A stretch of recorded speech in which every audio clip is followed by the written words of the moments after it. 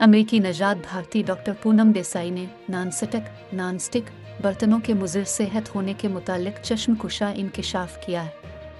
मील online के मुताबिक doctor Poonam Desai कहती हैं कि मैं घर में खाना बनाने के लिए कभी भी नॉन स्टिक बर्तन इस्तेमाल नहीं करती क्योंकि मेरी फैमिली की सेहत मेरी अव्वलीन तरजीह है। मैं अपने मरीज़ों को भी सख्ती से हिदायत करती हूँ कि वो भी नॉन स्टिक बर्तनों का हरगिज़ इस्तेमाल मत करें।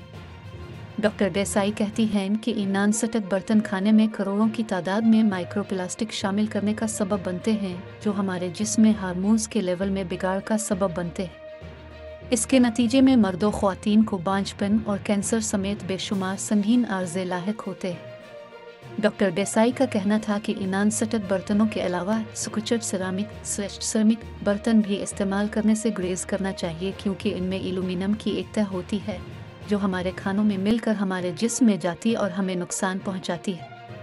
जिस घर में भी नॉन स्टिक और सुकुचड सेरामिक बर्तन हैं उन्हें अभी उठाकर घर से बाहर फेंक दें।